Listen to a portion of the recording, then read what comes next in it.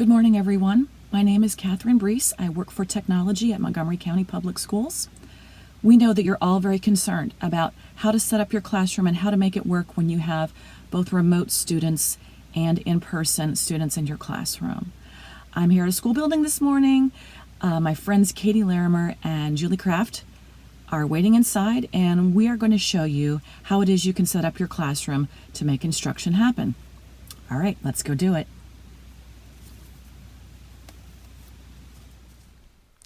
For our demonstration this morning, Katie Larimer is going to be our teacher, and Julie Kraft is representing our at-home students. So you'll see what's going on her screen from the home perspective. So Katie comes into her classroom, she gets her Chromebook out, and she goes to Google Classroom. At the top of the stream, she is going to click on the Meet link, and once Katie joins the Meet, then her at-home students will be able to get in and join the Meet. And so Julie will do this at this time. Katie can take this opportunity before the other students get here to maybe chat with her at-home students for a few moments and try to build those relationships with her remote students. The next step in the process is for our teacher to go to your desktop computer, and you're going to join the Meet again, but you're going to do it in a slightly different way than you did on the Chromebook. So you go to the Google Classroom for your class and click on that link. However, at this point, don't click the Join Now button. Click the button right next to it that says Present. Then you need to choose your entire screen at the top center. You need to make sure that the Share Audio button is checked in case you want to use a video, and click now the button that says Share. Now our teacher is presenting their screen to our at-home student. Also, everyone in your room is going to see what's going on up here.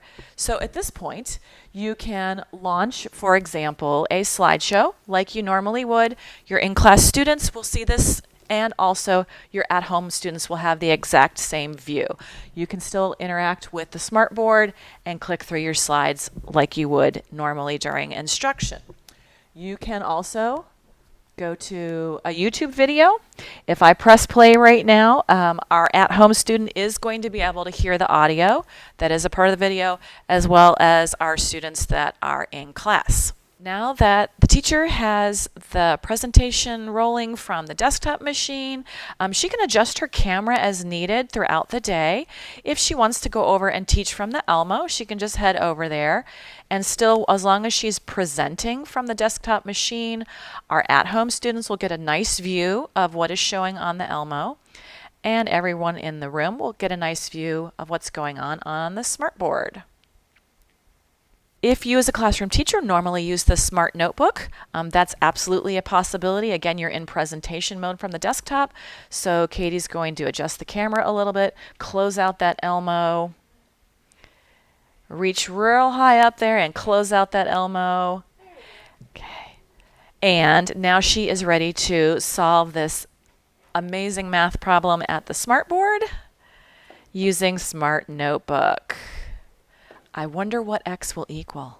Nice job, Katie. And you can see our at-home student still has a good, clear view of the smartboard and presentation. If you would prefer to teach from the good old-fashioned whiteboard, you're going to need to relocate the camera so your at-home student will be able to see it.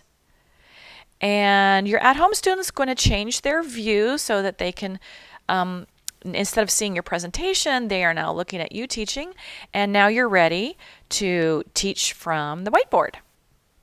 We know that everyone is concerned about how to make this work, how to make it work for our remote students and our in-person students. But there is some good news.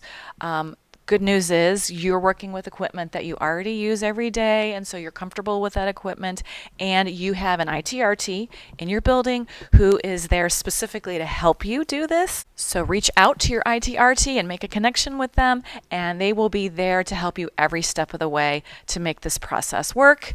Have a great day, everybody.